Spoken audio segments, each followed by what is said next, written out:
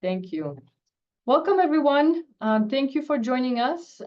This is our organic commercial food production strategies for the Midwest webinar series. My name is Christelle Guédot. I am a faculty at the UW-Madison. I'm an entomologist, and I do food crop insects, pests and pollinators, and I will be your moderator for today. Today, we will focus on organic weed management for perennial food crops as part of this webinar series that we have. So feel free to join us weekly for the next 3 weeks, I think, for other topics that we will be covering. Today, we are very lucky to have two speakers. So we have that will be talking about this organic weed management.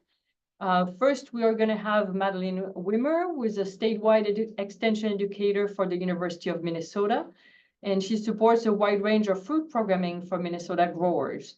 She received her bachelor's degree and master's degree in horticulture at the University of Wisconsin-Madison.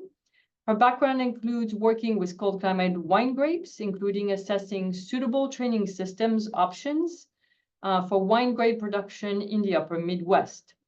She also has previous experience managing both commercial and research vineyards and doing educational outreach for growers throughout the Midwest. Her main focus at the University of Minnesota Extension is to empower new food growers and help growers adapt environmental, economic, and socially sustainable growing practices. So Madeline will be our first speaker. And then our second speaker is Chris McGuire, who is the coordinator for the Organic Food Growers Association, an organization of farmers working together to promote organic food production in the upper Midwest through networking, education, and research. This association activities include summer field days, a winter mini conference, a quarterly newsletter, an email listserv, and on-farm research project.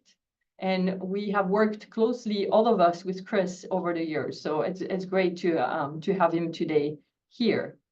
Chris and his wife, Julie, raise organic apples at Blue Roof Orchard in Belmont, Wisconsin, and sell their fruit through a community-supported agriculture program to retail stores and processors. So this is what we're gonna be talking about today, and our two great speakers. I want to make sure that everybody is well aware it's best for you to mute yourself and not unmute yourself during the talk. I think a lot of us are now very used to those webinars, but just in case, it's better to stay muted throughout the webinar and have your cameras off. Put your questions in the chat box, and then at the end of the talk, we will have a very quick survey. Just 2 or 3 questions to make sure you learned something and you had some feedback on this webinar series, or this webinar particularly. And then we will go into the Q&A. And at that time, I will be asking the questions. If for some reason you wanted to unmute yourself and ask your question yourself, please let me know. That's totally fine. We can do that. But then we'll just go into the Q&A at the end. We are recording this webinar, so you will be able to have access to the recording and review this information. I know it's going to be packed with a lot of information, so you'll be able to review that at a later time. With that, I don't think I have anything else for us. So Madeline, if you would please go ahead and share your screen and take it away.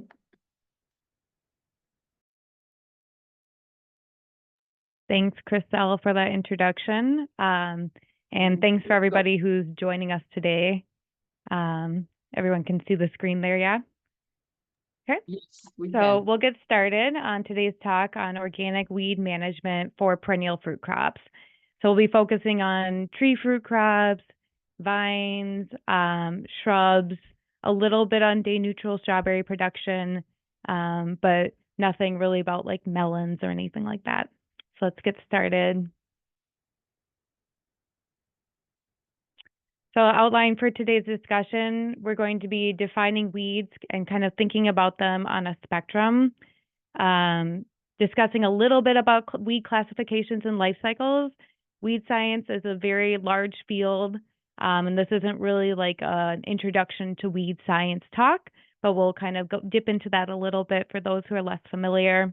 I'll go into how organic weed management is different than conventional weed management. And then we'll kind of go through within the organic weed management strategy, talking about different tactics that can be employed, some more practical than others. But that's why I'm excited to be passing the mic on to Chris after this to talk about what has worked for him. So I want you all to kind of start thinking about weeds and sort of shifting your perspective about what constitutes a weed. So I'm sure a lot of you have heard that a weed can be defined as a plant growing where it is not wanted. There's also kind of more agronomic definitions of plants being opportunistic or more aggressive. But all of these sort of fall into a category that is a little bit more dynamic, that says that plants that cause actual harm are weeds. And this could be economic harm affecting yield or quality, aesthetics for those who might be hosting events such as like weddings, graduation parties, having a little bit more of that pristine look or close to pristine look could be more important, as well as sustainability of the whole operation. Why and when does weed management matter? Most of us are familiar that weeds end up causing harm because of their competition for water and nutrients with the plants that we're trying to grow. They can also get in the way of management, be a pest for equipment, and also get in the way of harvest, block irrigation emitters and such. And then some weeds can be a host for insect pests or diseases, cause habitat for different rodents. But then also kind of thinking about when does your weed management strategy become more or less aggressive? So plant age and health is a really important factor. Weed management is really important for the first few years of establishment for most fruit crops. And then growth habit and planting density, so that you can think about this related to apple production. With high density apples that are more dwarf, they tend to have smaller root systems, and that competition with weeds becomes just much more critical for that type of growing system, as well as in general plant type. Some fruit crops are going to have very superficial roots, whereas like a grapevine, for example, has the ability to grow roots very deep down, and all of that's going to really affect whether they can compete with weeds. And I would argue that successful weed management happens when growers can best understand and identify weeds, and then understand the life cycles of those weeds on whether you're growing an orchard or a vineyard, or you just have a farm with other fruit crops. Management must be done at the right time, and we'll kind of get more into the life cycles, but there's the concept of the weed seed bank, where you have a certain set amount of weed seeds on your property. And while some weed seeds can be drifting in from further distances, many weeds are actually going to be existing in your area locally and propagating locally. So controlling weeds in your area is really important. So the goal is to exclude weed seeds from going into the bank. You can see that picture of the bank there, and you've got the money symbol. That can be an S for seeds. Don't get your weed seeds into the weed seed bank.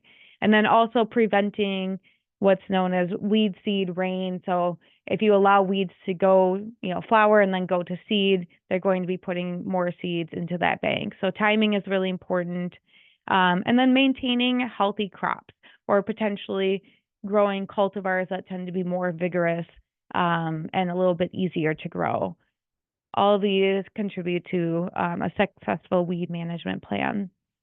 Going into classifications of weeds, we have some plants are going to be monocots, or grasses or grass-like plants, right? Like an onion is technically a monocot, but it's not really a grass, as well as broadleaf plants that are dicots.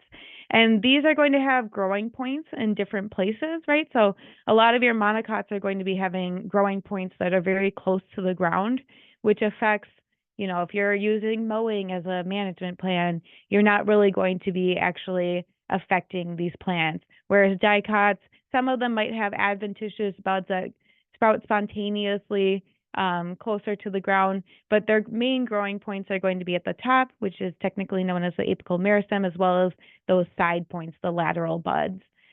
Life cycles, we have some plants that are annuals. They go from seed to flowering, and then, you know, they pass on, and that cycle keeps going with new seeds the next year.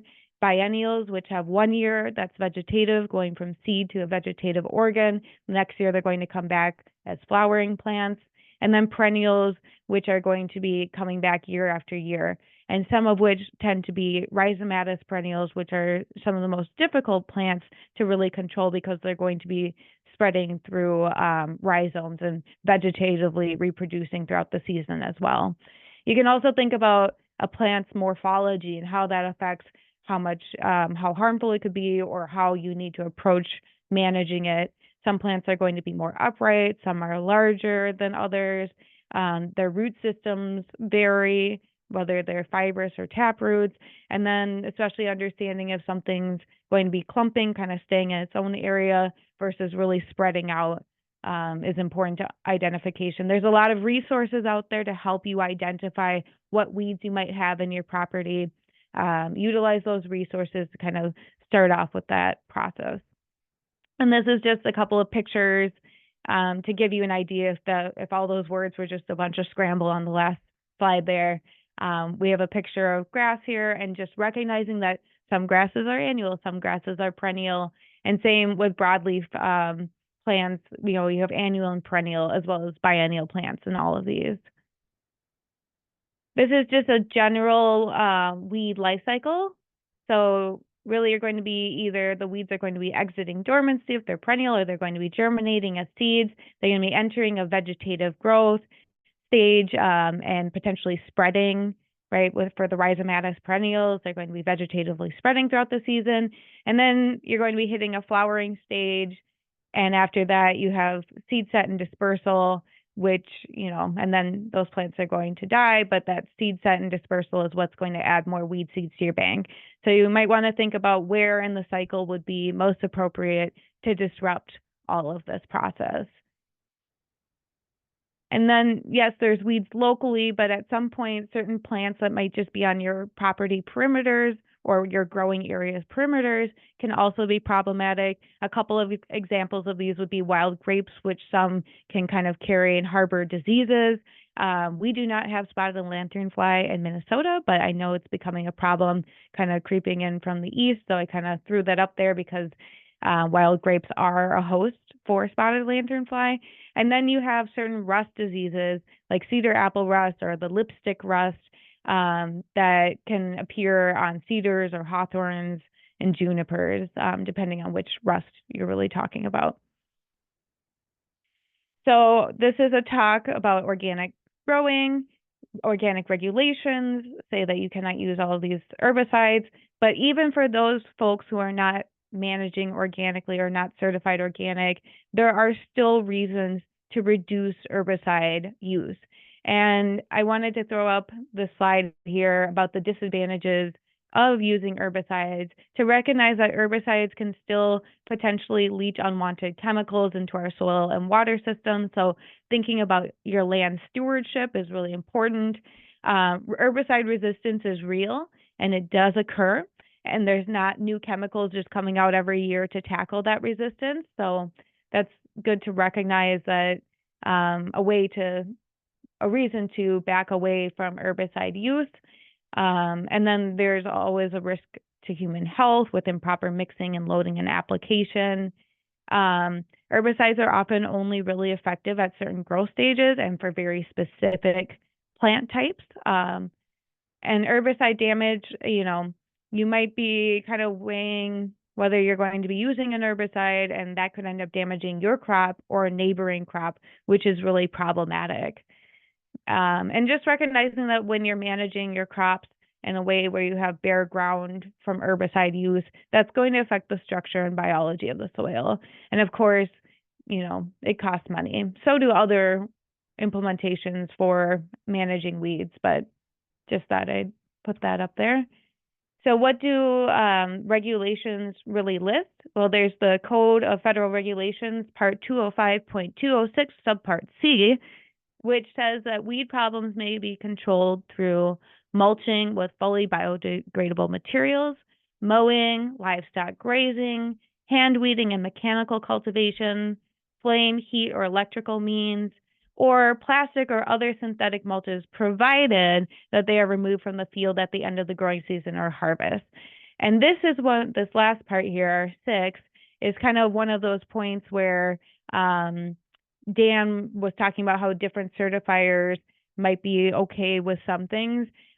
So there's landscape fabric, which is made of plastic, but it's more durable. And that's kind of one of those areas that there might be exceptions to this if you check in with your certifier. And then there's the organic materials review list. And so those, we talk about OMRI quite a bit, but there's a lot of things that are restricted, right? So most herbicides, weed oils, glossy paper and colored ink, and that would be for like if you're doing hydro mulch or shredded paper mulch. But then again, as we just were talking about, improperly disposed plastics and plastics that cannot be removed are problematic. So if there's like a ground up plastic that could get loose and isn't easy to take out, that wouldn't be approved of, as well as genetically modified sources of materials to use to make mulch. What is approved? You can use recycled newspaper, untreated wood sources, plastic mulch and covers, except for PVC. And then again, biodegradable, bio-based mulch film that is not used with genetically modified materials. And that can be a bit of a problem when it comes to sourcing biodegradable materials, as well as the fact that biodegradable materials only last for like 1 year. So they're really helpful for establishment or, crops that are managed a little bit more annually, like day neutral strawberries.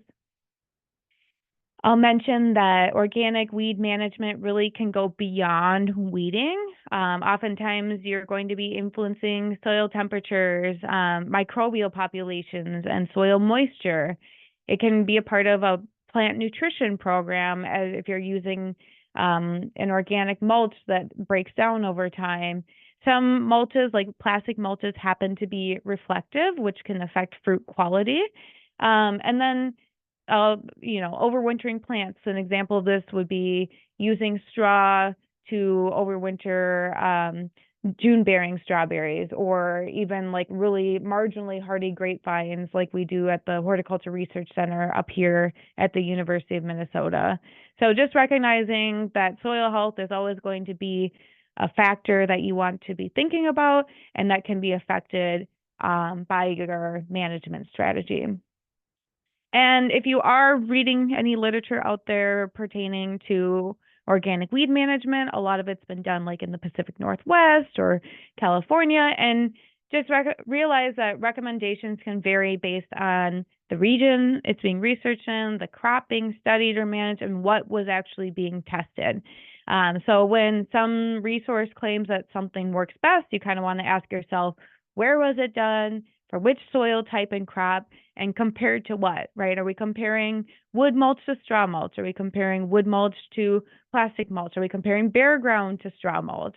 All of these things matter when really interpreting, oh, this works best, you should do this, X, Y, Z, which is going to be a little bit different than if you're actually talking to growers in your area, in your region, which I would recommend. There's no magic bullet for all production systems. So the strategies are going to change depending on your soil type, your unique weed pressures, your growing season length, what are your extreme temperatures in the winter and the summer, what crops are you growing, what specific cultivar types are you growing, what's the vigor and the health of your plants, are you in your establishment years, are you fully established? And then what are your production goals? These are all good questions to ask yourself when kind of thinking about this process. And then we're working with organic integrated weed management as a strategy. And within that, there are a lot of tactics that fall into working through this strategy. And it's, some of this is shared with conventional integrated weed management. But really that chemical bubble is super shrunk, which is good, right? Because we don't want to be putting, using those chemicals, excess chemicals, which could leach in the soil, have effects on human health, your plants themselves. But certain techniques are going to be classified as more cultural. So whether you're growing cover crops, you're mulching, the cultivars that you choose, there are physical methods of removing or reducing weed pressure through mechanical cultivation or mowing, biological, using animals to graze, and then there are some approved organic herbicides. And I would also recognize that pre-establishment approaches for weed management is really key to success. So if you can start yourself off with a lower weed seed bank, then that can be really, really helpful. So there are techniques, I think Chris will talk a little bit more about this, that could be implemented. Solarization using clear plastic is an option, but it's often best done in really hot environments. And it's going to be for if your weed pressure is primarily annual weeds. So if you're planting over an annual rotation, you're going to be dealing with more annual weeds than if you were planting over a perennial pasture or turf-like area where you're going to have more perennial weed pressure in those areas. Whole field tillage repeatedly is also an option. However, some perennial plants do propagate after being chopped up, so it's just something to consider. How are you going to actually remove materials over, or how many times are you going to have to do that? And then certain cover crops can also be implemented to try to outcompete certain weeds. And just to recognize for those folks who might be in the audience today who are more familiar with vegetable growing, I really like to introduce the plant management zones of fruit crops. So you tend to have your planting row, which would be like your trees or your vines or your shrubs. You have zones that are adjacent to those plants. And then you have your between rows or your alleyways. And those are three kind of different zones that you're managing. But really with weed management, you're kind of just managing between the rows and within the rows. So within or between your rows, you're usually going to have turf or some sort of mixed, cropping going on there. And you tend to have perennial weeds that will dominate. So you're going to want to implement strategies that are going to prevent certain rhizomatous weeds from creeping into your rows. And yeah, just recognizing that what's planted in your alleys is going to influence weed populations. And then within your rows, you're going to be dealing with both annual weeds, depending on which strategies you're implementing, as well as perennial weeds. So kind of going into those tactics now, we're just going to go through all this and look at each one. Mowing is an option. There are retractable mower heads out there and other tools that kind of can assist with this, which can be helpful for preventing crops from going to seed, but it tends to be less effective with grasses. As I mentioned, there's that lower growing point. If mowing was great to eliminate grass, we wouldn't be mowing our lawns every day in the summertime. And sometimes those grasses are actually going to be using more nutrients just to grow back. So it's just something to consider. But it's also important to recognize that grass clippings can be, if you can blow grass clippings into your rows, that can be contributing a little bit of organic material for nutrient plants. And then just a note of caution, string trimmers are out, it's kind of popular sometimes just to throw out some folks or to ask folks to come out and do weed management with string trimmers or other tools like that. And you just want to be careful that you're not hitting the bark. You have a way to protect your plants. There are in-row tillage machinery that can be used. And there's just a whole bunch of different tools that have been developed in Europe. And I'll flip to the next slide and show you some of those. But it's just so important to consider what you're really doing to the soil as well as the roots of your plant. So sometimes this can work okay for grapes, which again are going to have a different root system and be affected differently from tillage. But tillage itself, depending on how deep, how frequent, how close to the vines, it can really affect soil aeration, moisture. It's going to be affecting the microbial populations. Certain tools can create plow pans and affect how roots can actually grow through that area. And then frequent tillage, it's going to change soil competition and quality, which can lead to runoff. And thankfully, with a lot of fruit operations, we've got those grassy aisles going in between, which also affects how runoff occurs. But it's something to consider. So it's just interesting to look at all of these, but the Napa Valley grape growers had done some demonstrations on in-row tillers, and some of them kind of like hurt to watch. And then there's other brands out there who have tillage units, but it's just, again, we're kind of going through the list here. So living mulch or using cover crops. This is kind of where, again, if you use your definition that a weed is a plant that can cause harm, at some point, if you're using cover crops when plants are first established, you may actually be causing more harm than good, because the cover crops are also going to be needing nutrients and water. So they may end up competing with the establishing crop. So we don't really recommend using cover crops for the first few years of establishment. Again, this is going to depend on how quickly your plants grow, what you're growing, etc. But just recognizing that there's kind of a whole different amount of cover crops, some that are annual or perennial. If you are growing cover crops and you need to be spraying insecticides, organic insecticides to control like oriental fruit moth or apple codling moth, you would want to make sure that you are mowing those cover crops at bloom to make sure that they're not a pollinator trap. So, or you're changing your spray program to make sure that you are still protecting pollinators, and just recognizing that interaction. And then some cover crops, again, similar to weeds, can become a host or a home for rodents and other animal pests. But it's nice to have roots in the soil, right? Roots are going to be preventing erosion compared to bare soil. And again, throwing this up there's not a lot of people in fruit production who are doing thermal weeding strategies, more so in vegetable production.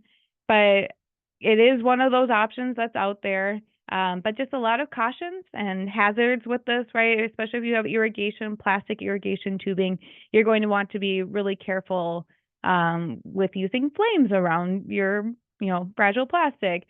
And then I'm less familiar with steam weeding, but one thing is that it can take a lot of water. So throwing it out there, it's on the list, but probably not the strategy you want to be implementing. And then animal grazing is another option. Because I work with somebody on a food systems team who deals with food safety on the production scale, just always going to be pointing out that there are food safety concerns, especially if the crop that you're growing does not have a kill step to it, so it's not being fermented like cider apples or wine grapes. So there's going to be regulations about at what point is it okay to have fresh manure in your growing operation. But just also recognizing that you can't always control animals and where they go, where they graze. So there's just a lot of considerations with this. And then there's so much mulch out there. So mulch, and more mulch. Wood mulch tends to, and there's even, what type of wood mulch, right? But it tends to be blocking sunlight from your weed seeds and preventing them from germinating. Again, it has the ability to moderate soil temperatures and moisture levels. It's best applied to a weed-free soil, so control the weeds first and then apply it rather than dumping a bunch of mulch on top of like a weed-laden land. And then you're going to be reapplying mulch and recognizing that this can contribute to a nutrient management program where depending on what type of organic mulch you're using, you're going to have a different carbon to nitrogen ratio. So the higher the carbon to nitrogen ratio is, the more that microbes are going to be using that carbon up, and they're also going to be tying up nitrogen while they're doing that. So that's where the grass clippings or other ways to put nitrogen on at the same time can be important. And, when you're using organic sources of nitrogen, not all of that is bioavailable anyway. Some people get concerned about putting on too much nitrogen because you don't want to be encouraging too much vegetative growth, but these plants still need some in order to thrive. And a little bit more about mulch. So what's the optimal thickness? It's been researched. It's about 4 inches, 3 to 4 inches depending on the type, right? And then, total cost, kind of considering that. Are you going to be getting some from the city? Do you need to be having it shipped in? Just repeating that reapplications are necessary. And it still can have struggle to prevent creeping weeds. So you still might need to be having another strategy to prevent perennials from creeping in. And then there are these combinations, right? You can throw wood chips on top of landscape fabric beneath it, combining it with green mulch as well. And just a note from an invasive species perspective that purchasing mulch without asking who you're purchasing from if there could be a risk for jumping worm to be introduced to your soil. Jumping worm is a risk to your soil texture, and it can be a big problem. So it's just something from an invasive species perspective to be aware of. Moving on to looking at straw mulch, which again is often used in June-bearing strawberries as well as raspberries. We use it to bury our vines up at the Horticulture Research Center because we have some very marginally hardy vines up there. But straw mulch tends to be a little less effective at blocking out light than certain wood mulches. But it is an option out there, and there's a lot of different straw, but you do want to make sure that you're being a little bit cautious and inquiring about how the plants were managed before they were harvested, if there are any herbicides that you might be introducing. And I'm not really talking about like using hay, but that could be a concern for actually just introducing more seeds to your environment. And then plastic mulch, like you could do a whole talk on plastic mulch. A lot of it wouldn't be really as relevant to discussions beyond day neutral strawberry production. So just stay tuned at the end. I'll have a slide on that if you are interested in more information. But plastic mulch is, again, going to be modifying moisture and soil temperatures. It can change your plant growth habit as well as affect fruit quality if it's reflective. There's the consideration of the environmental impact that using plastic mulch can have. And then different plastics are going to be more suitable for some crops than others. There are a lot of different colors of plastic mulch. White can be a little bit more reflective and cooling, whereas black is going to warm the soil, it's going to block sunlight and suppress weed growth that way. Clear, we were kind of talking about that for the purposes of solarization.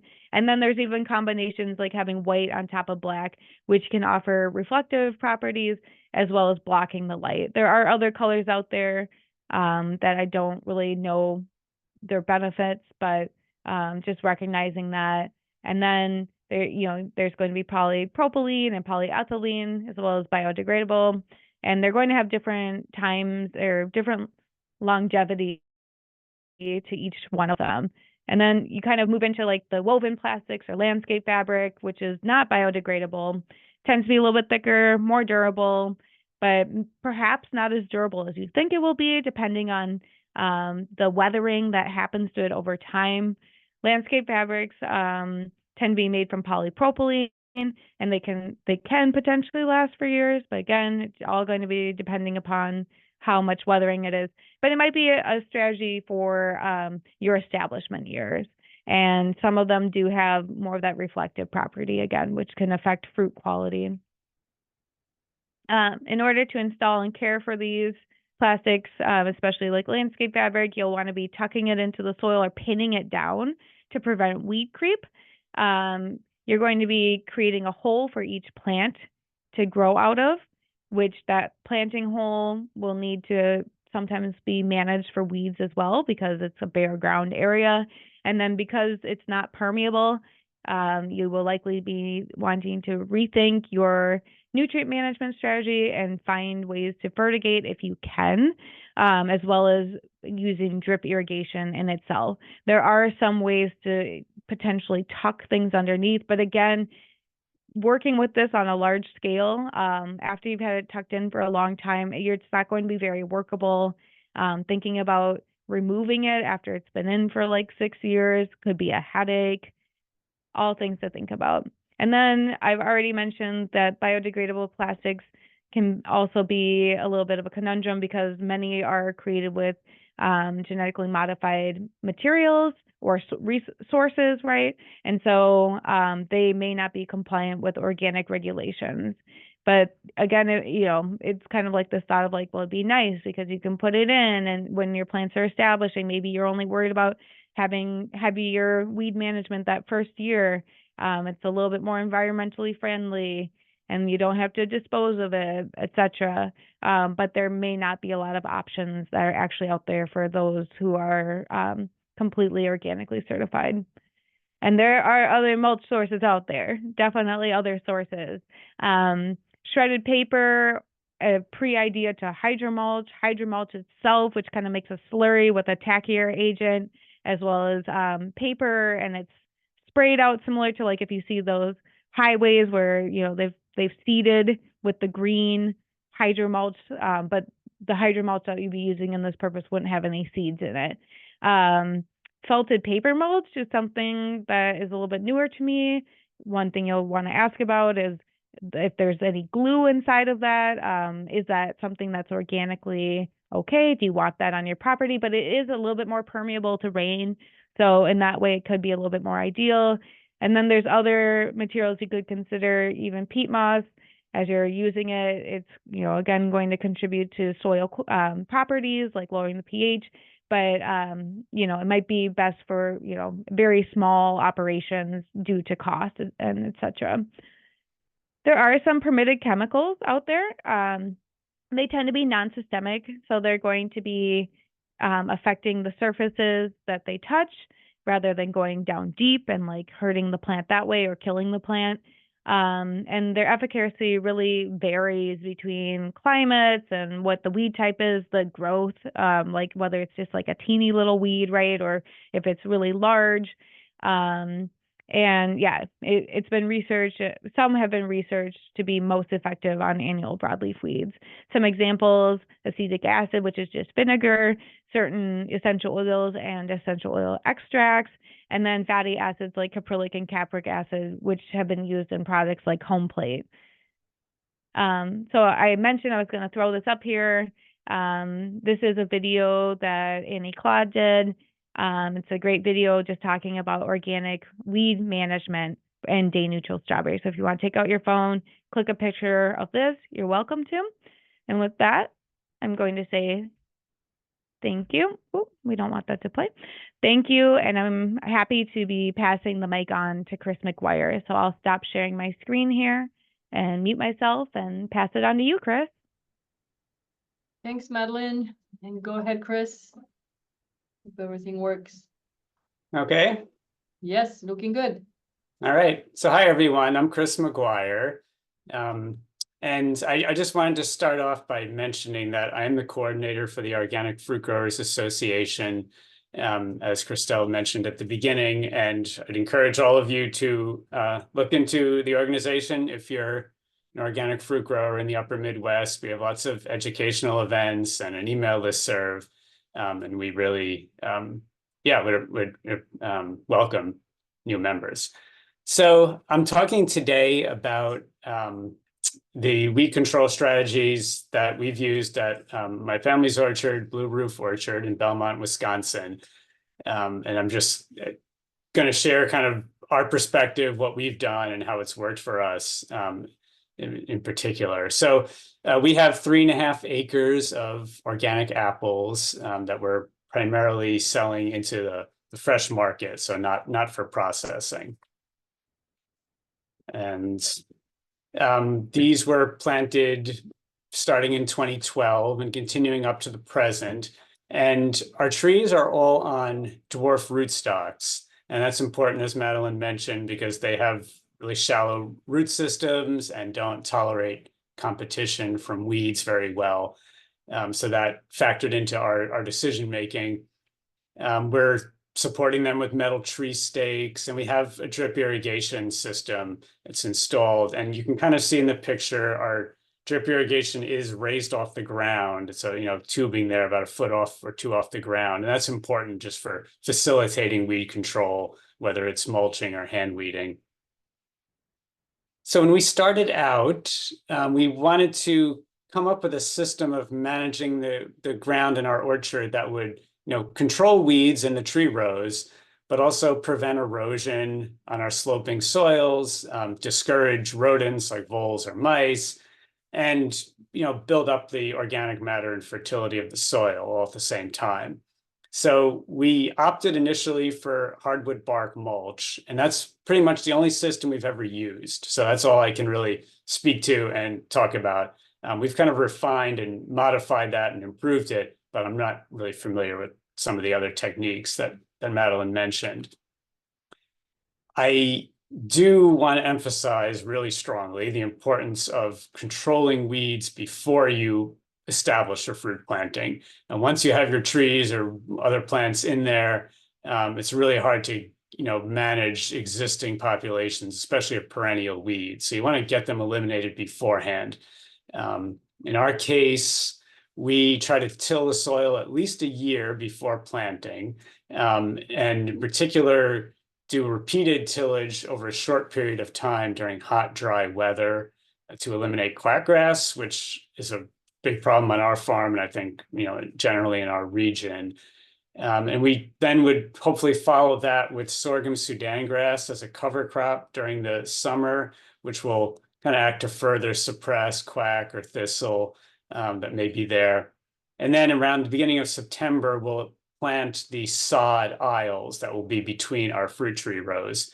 And so the picture you see here was taken like in the spring, right before actually planting the fruit plants. And you can see we have got bare soil and sod that was established in the preceding fall.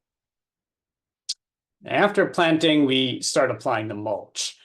So this is hardwood bark that we buy from a local sawmill, and they deliver to us. And delivered, it costs us about $800 per year for the mulch that we buy. So that's enough to apply about a 2-inch deep strip each year when the trees are out there. So initially we start out with like a double rate with about almost 4 inches thick. And then every subsequent year, we're applying 2 inches. This is in a 3-foot wide band centered on the tree row. Initially, it was a little wider, and we reduced it just because the trees don't really benefit, as far as we know, from having a wider mulch strip. And by narrowing it, it reduces the cost of the mulch and the labor for applying it and so forth. So right now, we apply it by hand. It takes about 25 hours of labor per acre per year to pitch it out and rake it around. We're also cultivating a very narrow strip in between the mulch and the grass aisles. And this is to prevent the sod from gradually creeping into the mulch over time. We want to keep like a sharp boundary there. So we're using the cultivator that we purchased from Hillside Cultivator Company in Pennsylvania. And we run it through every week or 10 days or so during the growing season, if it's dry enough, if the soil conditions permit. This is pretty quick. It takes us about 30 minutes an acre each time we do it. So mulch works really well to control weed seeds that are in the soil or near the soil surface. You're covering those seeds up. They don't get the light they need to germinate. And if they do germinate, they are less likely to actually emerge because they can get like physically blocked by the mulch. The mulch, at least bark mulch, does a terrible job against spreading perennial weeds like quackgrass or Canada thistle. These are things that are growing with runners or rhizomes horizontally underneath the soil and then poking up. And they can just punch through a loose mulch like this with no trouble.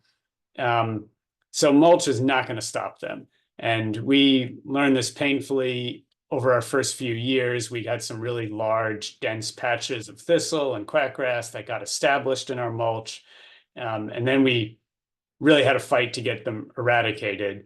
And we were able to basically just by continually killing the shoots as they came up regularly every couple of weeks during the growing season.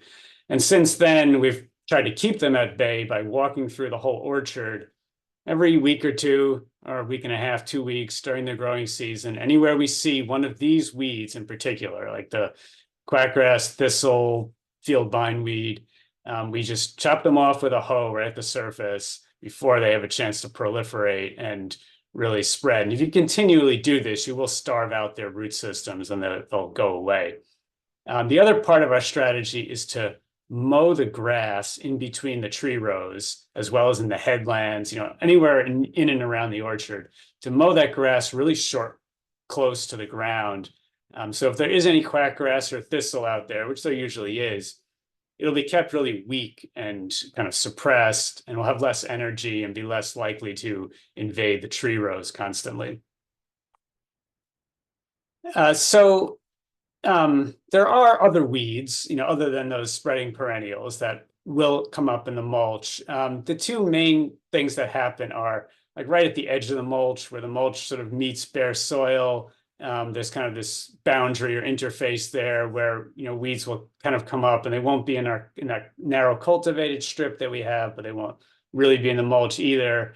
And things will be growing there right at that edge. Or a bigger problem really is seeds that get deposited on top of the mulch. So this could be dandelions, for instance, whose seeds are blown in and land on top of the mulch, or various trees, actually, from like nearby fence rows. Seeds will be brought in by birds or by wind. They come on top of the mulch, they germinate, and they can grow there. And to control these, we have to go through the whole orchard a few times a year and do kind of a really thorough, meticulous hand weeding. And this is pretty time consuming. It's 50 to 75 hours per acre over the whole season, spread out over a few weedings. In recent years, we've kind of experimented with using some of the organic herbicides that Madeline mentioned, particularly home plate, as a way of, those are expensive products, but sometimes can be quicker than actually hand weeding to get rid of young seedlings as they're coming up. So yeah, just to kind of conclude from our experience, the system of mulching has worked. It definitely requires expense for the mulch and labor to apply it and to do the kind of follow-up hand weeding that's required.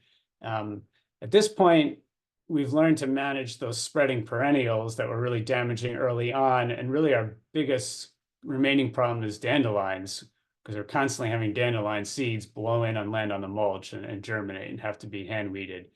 Pluses are that it's done a fabulous job of controlling soil erosion. It gives a really good work surface, for harvesting or summer pruning or whatever. You have nice firm ground. It's not muddy or anything. We never had problems with voles or other rodents nesting in the bark, and it's definitely degrading and composting and building up organic matter. We can see that visually and through soil tests. I do want to contrast, bark is somewhat different than wood chips in terms of having the bark has a lower carbon to nitrogen ratio. So it will degrade faster, but it's also contributing more fertility to the soil as it does so. So that's all that I have, and I'll stop my screen share, and I guess we can go over to taking questions. Well, thank you very much, Chris, and thanks, Madeline, for great presentations. I will ask people to continue to put questions in the chat, and Josie, if you wanted to, we have a short survey for everyone while we are waiting for questions from the audience. So please answer those couple questions. The first one is, did you find today's content helpful? So yes, very helpful, yes, somewhat helpful, or no. So please go ahead and answer the question. The second question is, how clear or easily understandable was today's webinar?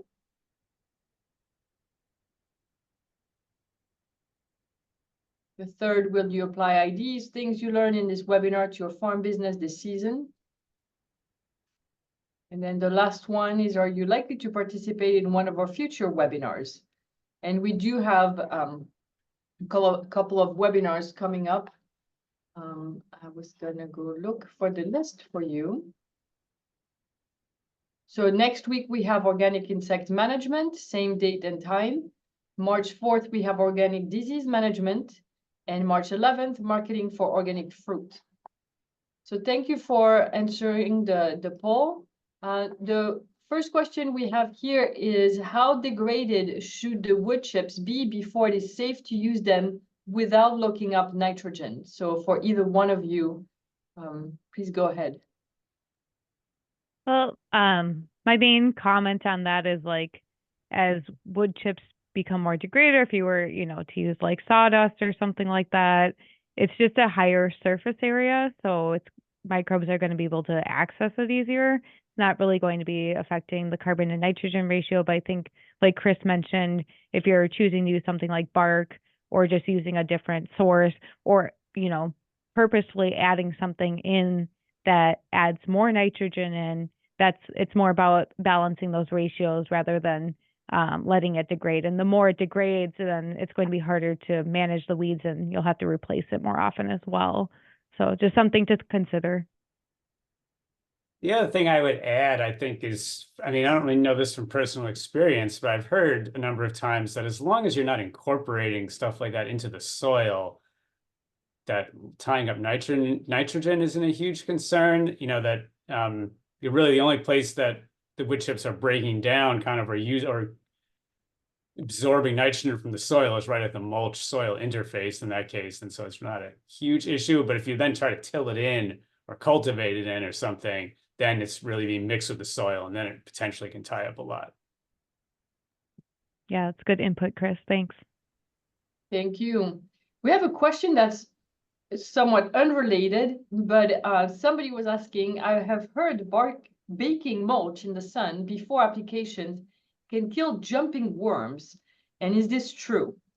So I don't know if you guys have any, but I looked quickly, and I'll just say that, and then you can add if you have anything else. That obviously this is not at all what this webinar was about, but from a standpoint of jumping worms, I read somewhere that at 88 Fahrenheit, they kind of die. It's not a true and perfect situation in dry soil. So yes, it's likely that it might kill them, but it depends on how high the temperature is going to get in the mulch, if you bake it in the sun. But that kills a lot of insects, and so I would suspect that it will, and weeds. I heard you, Madeline, mentioning solarizing. Those are the kind of activities that will kill a lot of things because it gets really hot. So it's possible I will go with that for jumping worms. Anything you guys want to add for jumping worms? Not so much. I guess it's like, if you're bringing them onto your property, are you making sure that they're not escaping while you're planning to bake them? Like, what are you using to make sure that happens? Yeah, that public service message really came because I have a coworker who's a forester who focuses on invasive species and was quite adamant that everybody does checks this out with their mulch, and it is a big issue. Or if it's introduced, it can become a larger issue. So yeah. Indeed. Thank you for that. One quick comment. Somebody said that the organization you are a coordinator for, Chris, is wonderful, and you're a great coordinator. Somebody asked, can sawdust be used? I think so. I mean, it's a material. It's just about the cost and whether it's really effective. Do you know, Chris, about people using sawdust? You get your bark from a sawmill, right? But yeah, we get the bark from a sawmill. I'm sure sawdust is available. Yeah, I've never heard of it really used as a mulch in fruit growing, but yeah, it's one of those things that might have been researched, but whether it's really practical or not. What I would say with something like sawdust, thinking about insects, but I picture weeds in the same kind of situation. It would have to be really thick because you have such small particles that things can just go through, whether it's insects or weeds.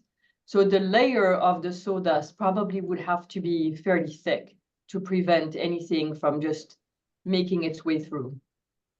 My 2 cents. I'm an entomologist, not a weed scientist. Another question is, if just top layering fall deciduous leaves, would that work? Like versus pine needles? Potentially.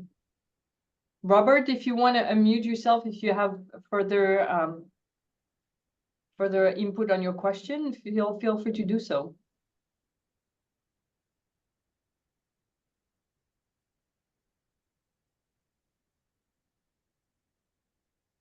Okay, I think it's just for top layering, would that work with fall deciduous leaves?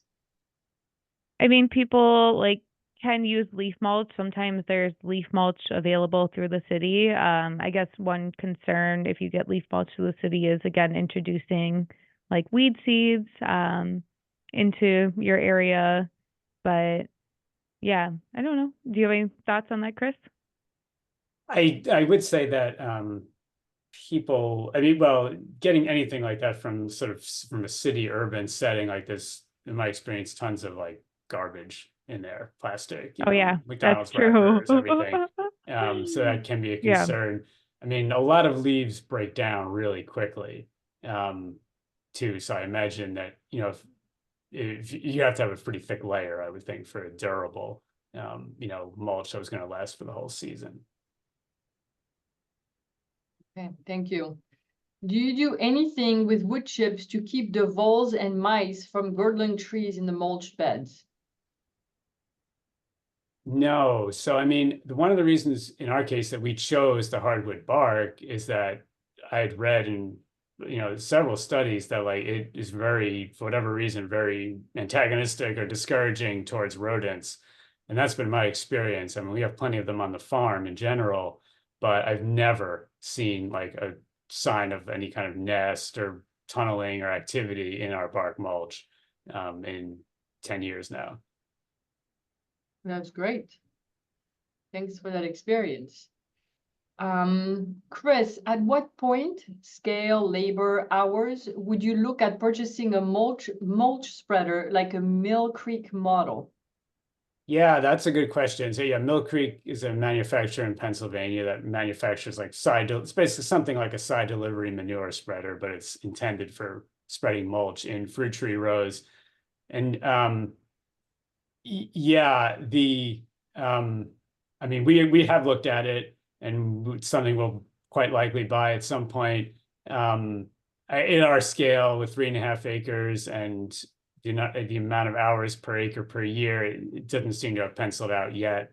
I guess one thing I'll throw in this context is that the timing of mulch application could be really important. I didn't mention this, but one of the things we've been experimenting with is applying the mulch like in late June, early July, after dandelions have mostly gone to seed and their seeds have landed on the existing mulch, then applying the new annual layer and burying the fresh dandelion seeds so that they don't get the light they need to germinate. Whereas in the past, what we've done usually is spread the mulch over the winter, late fall, winter, and then in the spring, dandelion seeds land there and they have a fine time germinating.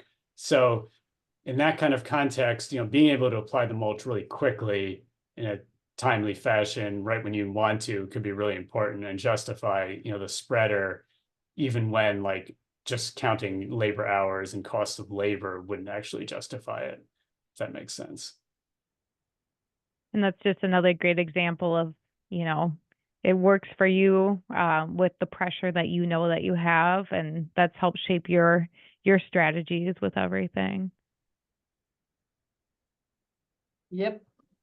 Well, thank you very much. I don't see any other questions, and we're at 12:59. So if there's no other questions, thanks to our speaker. Thank you very much, Madeline and Chris, for being here today and providing all this great information. And we'll see some of you next week. All right. Thank you. Thank Take you. care, everybody. Thanks. Bye now. Bye. Bye-bye.